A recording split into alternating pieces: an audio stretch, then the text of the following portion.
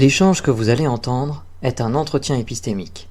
Il s'agit d'une conversation asymétrique dans laquelle on s'intéresse à notre interlocuteur en lui posant des questions.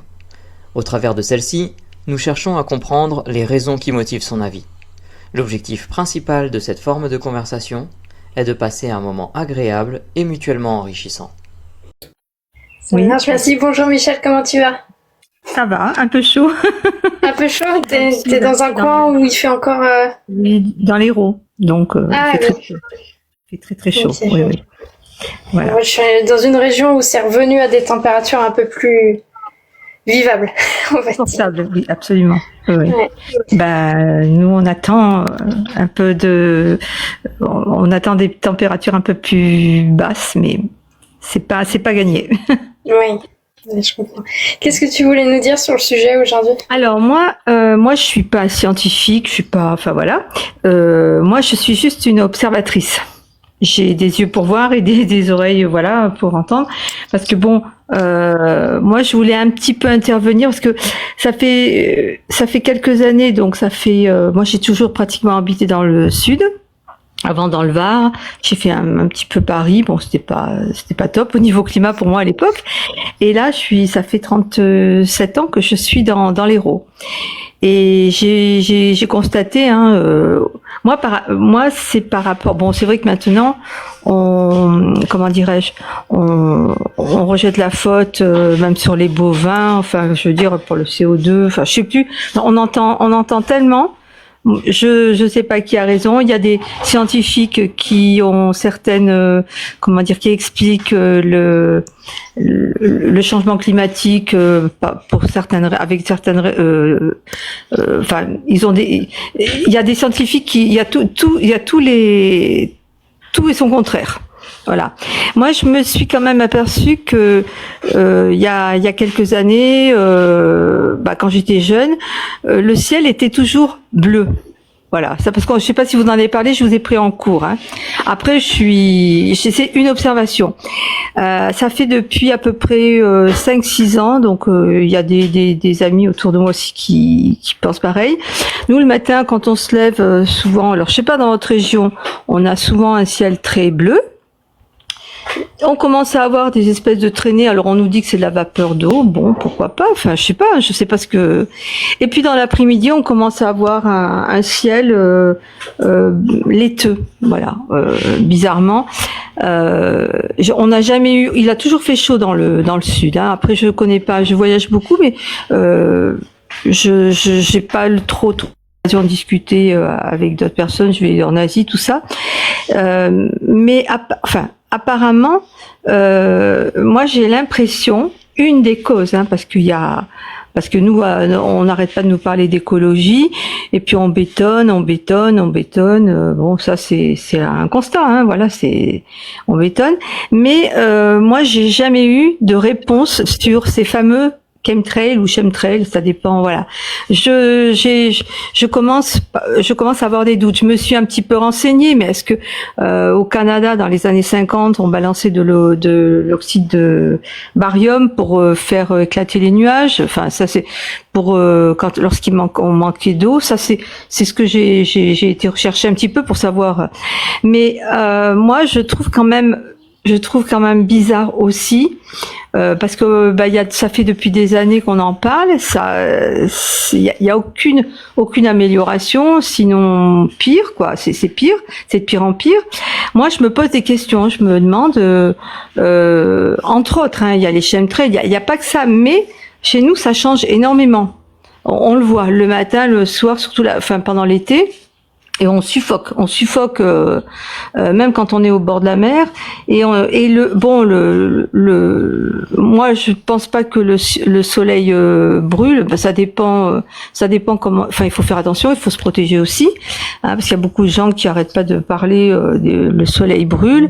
Mais j'ai l'impression, en tous les cas, alors je sais pas, j'ai l'impression que ce blanc laiteux là qu'on a au-dessus de nous, ben là en ce moment, voilà, on a ce matin on avait un très beau ciel bleu et puis là ça y est, c'est reparti. Donc et ce matin sur Palavas-les-Flots, il y a des gens qui ont posté des photos avec des traînées mais à n'en pas finir.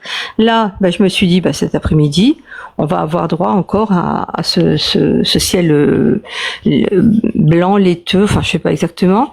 Et je suis pas climato-sceptique, enfin je sais pas quoi en penser, mais je me pose des questions et je me dis est-ce que il y a pas aussi il y a des fois je me demande si je deviens pas complotiste. Est-ce que franchement comment dirais-je, est-ce que c'est pas provoqué parce qu'on veut absolument nous faire acheter des voitures électriques, on n'arrête pas, je sais pas, et je me demande par moment si il y a tout. On arrive à se poser des questions quand même. Hein. Il y a des constats. Mais après les causes réelles, qui est-ce qui est capable de dire une plante, tu le donnes pas à boire, elle meurt. Ok, c'est une cause. Enfin, tu donnes pas. Voilà. Moi j'aime bien les choses. Mais là, moi j'entends tout et son contraire par rapport au climat. J'entends tout. Dès qu'on est sorti de la période Covid, on a commencé à dire, on a à chaque fois, le changement climatique, le dérèglement climatique, le réchauffement climatique. Enfin, c'était réchauffement climatique, dérèglement climatique, et on nous en met, je sais pas comment vous expliquer. Il y a des moments, où je me dis. Il y a un truc qui est pas clair, quoi, qui est louche, quoi, voilà. Donc, je reconnais aussi que après tout ce qui est la France, c'est pas le pays qui émet le plus de CO2 d'après ce que j'avais lu. Donc parce qu'il y a des pays, je peux vous dire que en Asie, c'est pas top, hein. Donc moi je me pose cette question aussi, est-ce que quelque part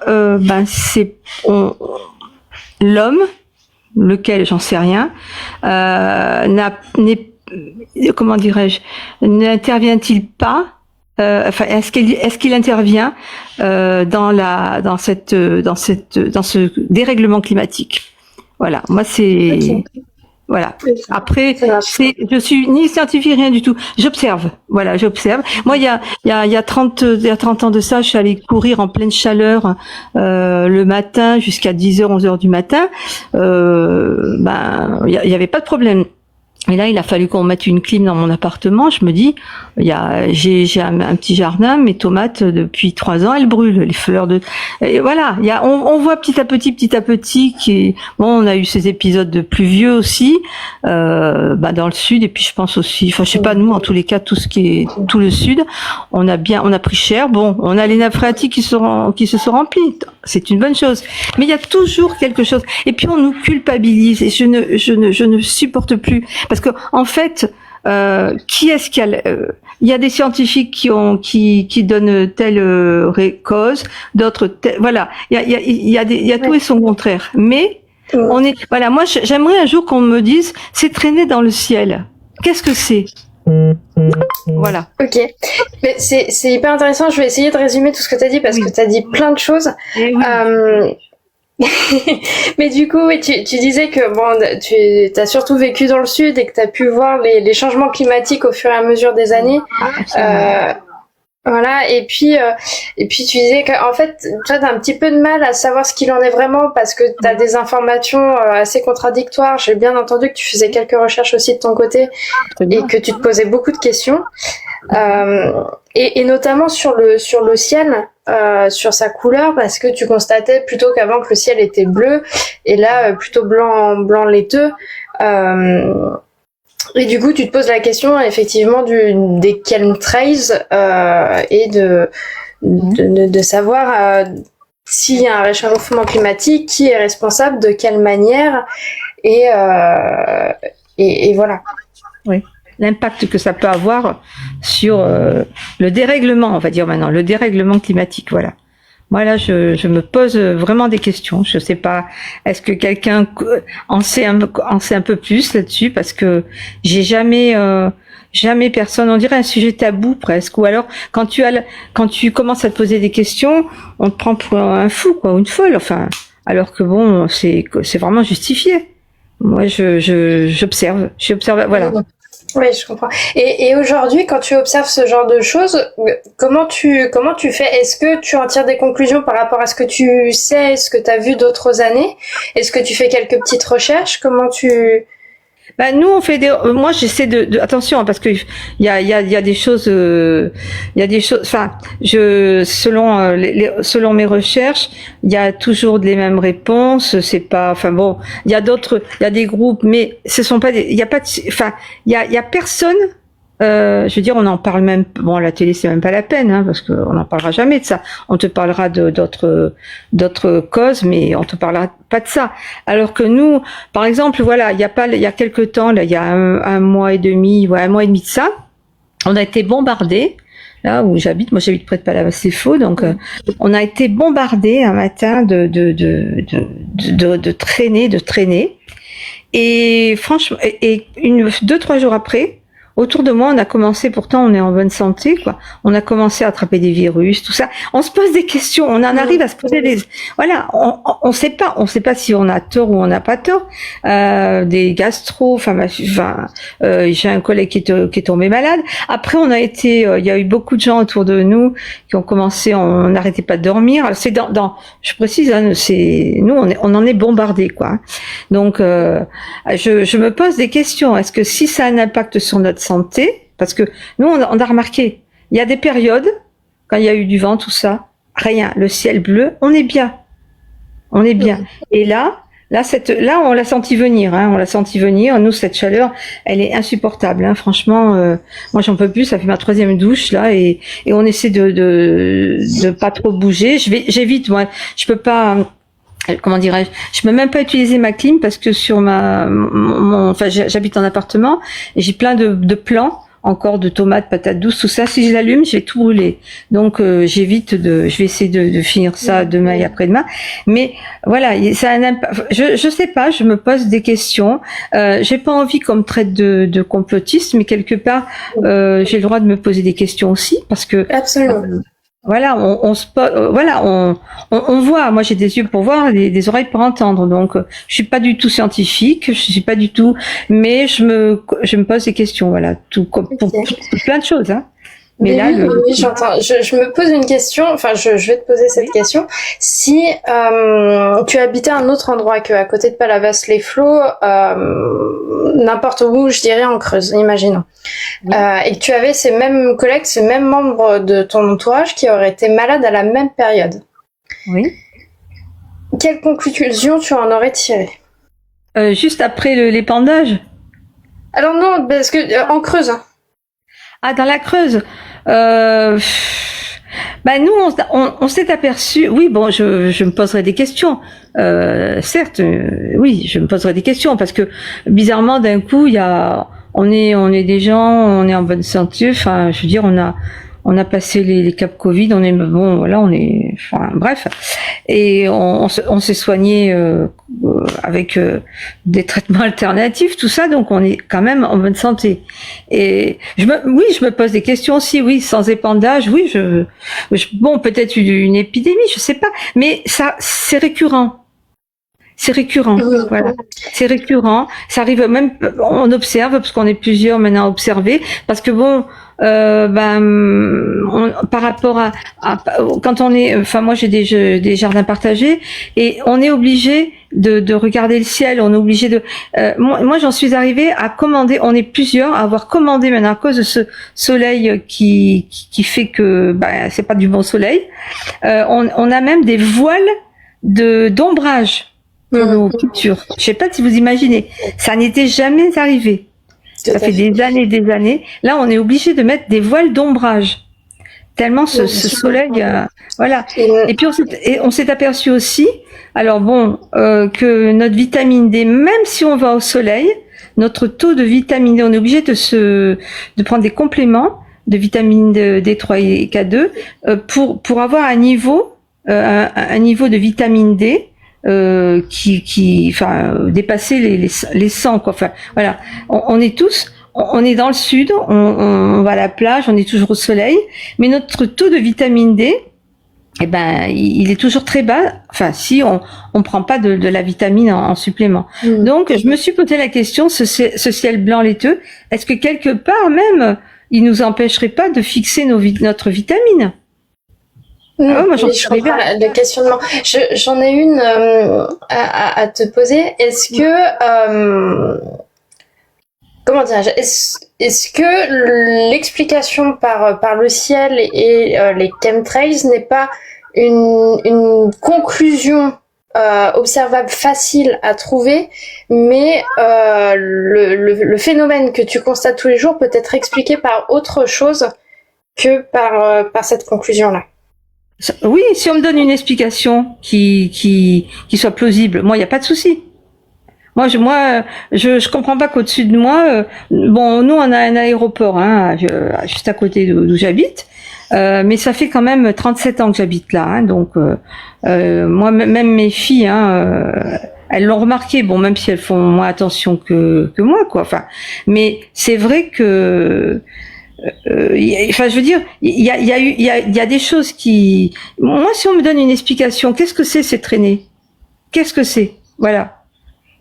Moi, j'ai même entendu, alors des scientifiques, mais il y a tellement de scientifiques qui analysent ce qu'il y a dans l'air, les particules dans l'air, et ben bon, apparemment, il y aurait de l'oxyde de barium et d'autres. Je veux dire, mais d'où ça vient? Ça vient pas des voitures. Enfin, je crois pas en tous les cas.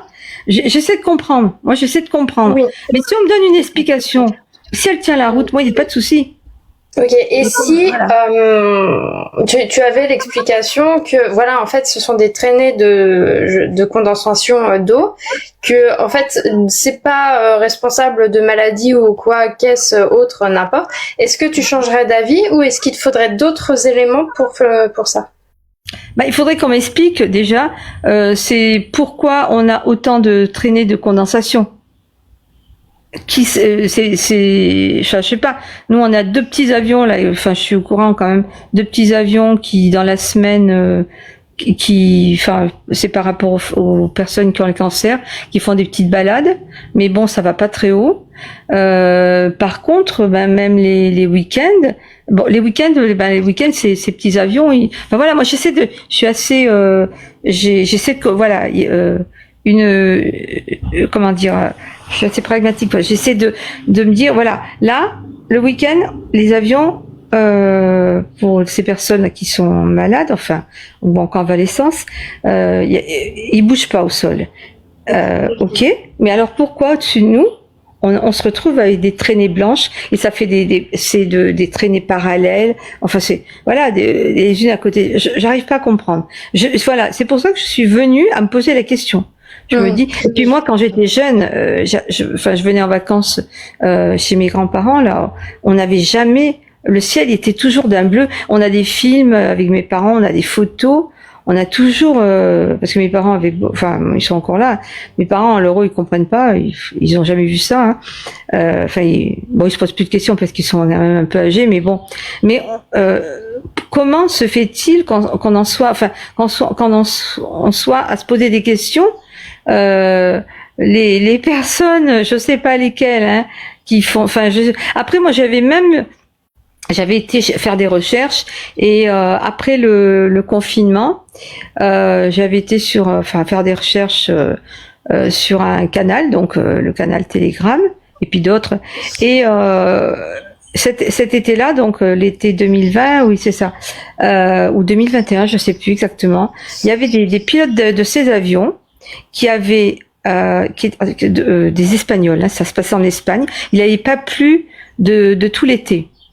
Et alors j'ai même eu peur pour eux, quoi. Et c'est 5 pilotes d'avion qui auraient dit, alors c'est vraiment au conditionnel, mais bon, je l'ai retrouvé cet article plus d'une fois, qu'ils étaient en fait ils faisaient des épandages alors, je sais plus quel produit, je sais pas, c'était pas l'oxyde de barium, c'était un autre, pour qu'il ne pleuve pas cette année-là, pour que la saison, je crois que c'est en 2021, pour que la saison touristique soit soit réussi, voilà, qu'il n'y ait pas de pluie, qu'il n'y ait pas.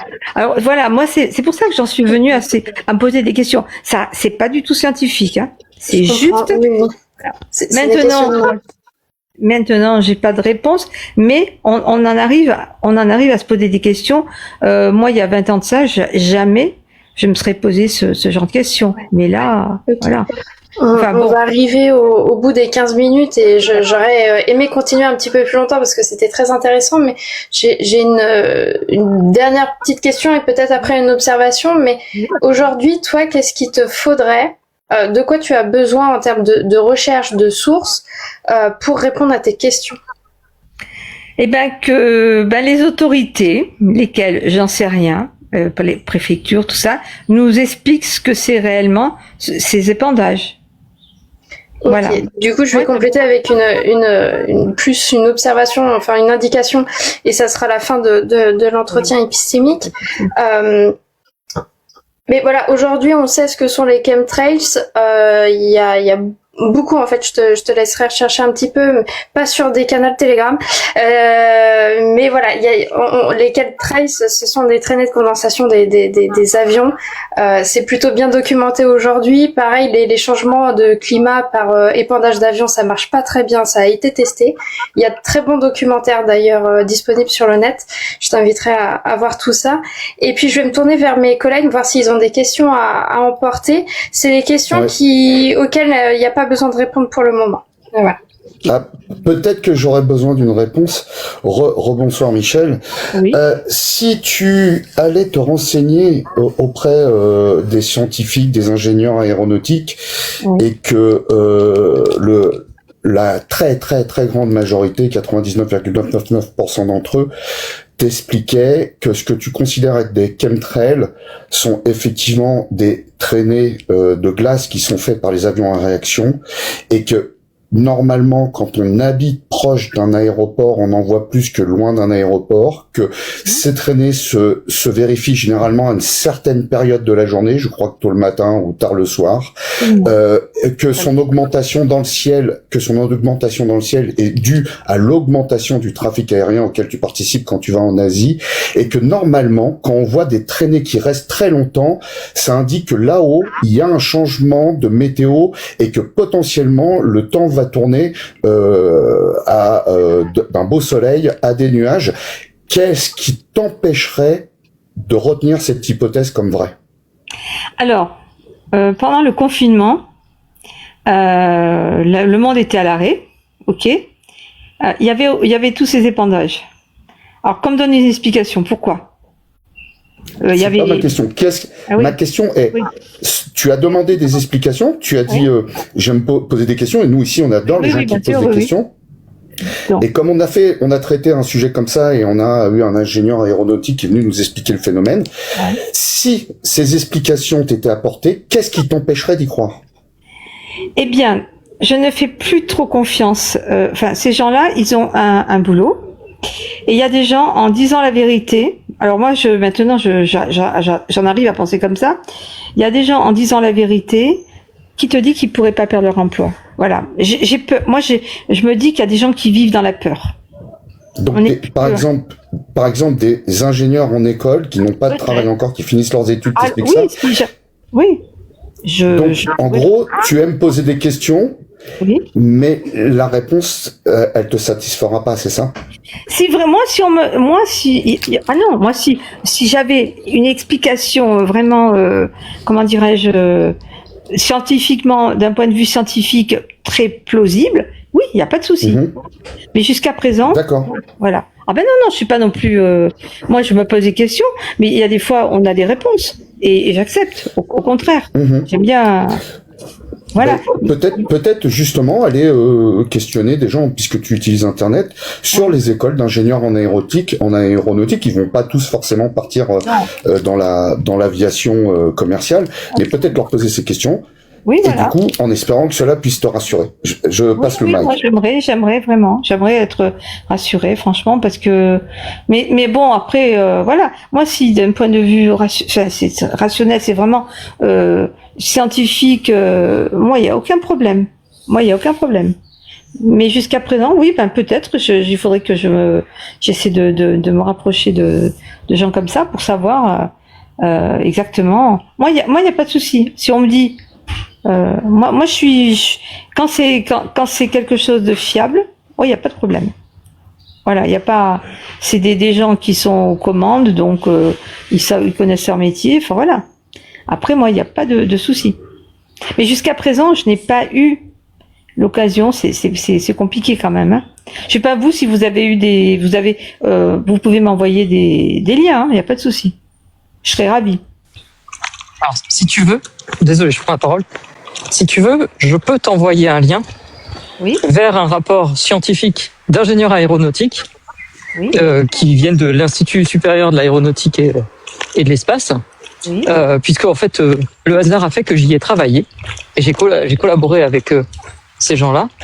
Oui. Et ces gens-là ne risquent pas de perdre leur emploi puisqu'ils sont fonctionnaires. Donc en fait, quoi qu'ils disent, ils ont la liberté académique et donc du coup, ils ont le droit de dire ce qu'ils veulent à ce niveau-là. Donc si ça t'intéresse, je pourrais t'envoyer leur rapport qui explique très en détail ce que c'est en fait quelles sont les conséquences et qu'est-ce qu'on envisage avec ça. Absolument. Écoute, il n'y a pas de souci. C'est avec plaisir parce que depuis le temps que je me pose des questions, enfin ça fait quelques temps maintenant, j'aimerais avoir une réponse quoi, ouais, vraiment. Parce que après, mais moi avec plaisir. J'avais une deuxième question. Oui. Excusez-moi, j'avais une deuxième question. Avant que tu t'intéresses à ce phénomène, oui. Donc que tu n'observais pas le ciel, est-ce que cela veut dire que les traînées n'existaient pas? Alors nous, on a toujours observé le ciel parce que quand j'étais jeune, on partait en bateau et depuis l'âge de 8 ans, on a toujours observé le ciel. Mon père avait un bateau, on partait à la pêche, voilà. Donc ça, c'est quelque chose. Bon, comment dirais-je on a toujours été très observateurs dans ma famille. Voilà, par rapport à ça. Partir en mer, ça impliquait, il fallait regarder le ciel, la météo, voilà, depuis toujours. Donc c'est pas peut-être oui, quand on va pas en mer, tout ça, on fait pas attention à tout ça. Mais quand on part en bateau, même des fois l'hiver, on était obligé de s'intéresser à la météo, le vent, le ciel, voilà. Donc et je me suis aperçue et j'ai revu des films de mes parents, enfin il y a plein de photos et tout, jamais c'est vrai que au début on en voyait un petit peu et puis après voilà bon mais ça c'est de par mon éducation, de par ce que voilà de ce que faisait mon père, donc on était obligé d'observer et on aimait tellement partir à la pêche et tout qu'on était vraiment tout le temps. Je me rappelle, mon père, c'était la météo, le ciel. Michel, juste, et après je passe la main parce que oui, tu sais, il y a un phénomène, il y a un biais dont j'ai oublié le nom, peut-être que les camarades me le donneront. Par exemple, quand tu vas être parent, d'un seul coup, tu observes beaucoup plus de femmes enceintes dans la rue et tu observes beaucoup plus de poussettes dans la rue. Voilà. Est-ce que par hasard, ça pourrait pas être aussi une explication? Et je demande pas de réponse, je passe la parole à ProGeeks et à Mélanie et à Galactique. Ok, pas de problème. Oui, salut Michel. J'avais une question qui était similaire à Russell, donc cette fois c'est lui qui me l'a piqué, cette bonne guerre. Je vais essayer de t'en poser une deuxième. Oui. Est-ce que y a un endroit dans le monde où quand tu as voyagé, tu n'as pas constaté ces mêmes phénomènes de traînées de condensation? Voilà. Alors, très bonne question. Je suis partie, je suis partie en Thaïlande là, cet hiver. J'en ai pas vu. Bon, on était sur un endroit un peu pas loin du Cambodge. Après, je suis partie au Japon un peu avant, sur Okinawa, tout ça. Je n'en ai pas vu. Voilà. Juste avant, j'étais partie en Bulgarie. Il y en avait. Donc parce que moi, j'observe quand même. En Europe, en Italie, en Estonie. En Estonie aussi, il y en avait. Dans les pays asiatiques, il y en a pas ou très peu. Sur Singapour, la Corée du Sud non plus. J'ai pas vu ce phénomène voilà. Mais en Europe, oui. En Europe, l'Estonie, la Lettonie, c'est un réflexe maintenant. Hein, donc je voyage beaucoup, donc mais après, je suis partie aux États-Unis, il me semble que j'en ai vu aussi. Au Chili aussi, oui, Chili, pareil. J'essaie de me remémorer. Hein. En Russie, il me semble pas. Non. Enfin, en Russie, c'était juste avant la guerre. Hein. J'aime bien observer le ciel. Je suis très observatrice. Hein. Voilà. Mais par contre, en Pologne, Roumanie. Là, je vais partir en Albanie aussi. Je vais regarder. Voilà. Mais en Europe, c'est très très présent. En Asie, quasiment nul. Voilà. Ok. Alors, la question sous-jacente à ça, c'est si ça se passe dans beaucoup de pays. Oui. Est-ce que c'est la probabilité que ça soit un phénomène physique est plus importante ou moins importante que ça soit une volonté du gouvernement? C'est compliqué parce que des fois je pense, moi je parle en tant que je suis une personne qui moi je suis chrétienne, voilà, donc il y a plein de choses très pratiquantes, enfin voilà, et j'essaie justement j'essaie de raisonner, mais de ne pas j'essaie d'avoir un juste milieu. J'essaie de ne pas, je sais pas comment vous expliquer. Je veux être vraiment proche de la vérité. Je veux vraiment être proche de la vérité. Je sais pas tout. Comment? Pardon. C'est très bien de vouloir être le plus proche de la vérité. On essaye de faire la même chose ici, et du coup, en utilisant des outils rationnels logiques, oui. C'est quoi le plus probable de ces deux solutions? Mais comme c'était une question à emporter, je te laisse y réfléchir. Et si tu as envie de me donner la réponse par DM, mes DM sont ouverts avec grand plaisir. C'est oui et non. Merci Michel. Voilà.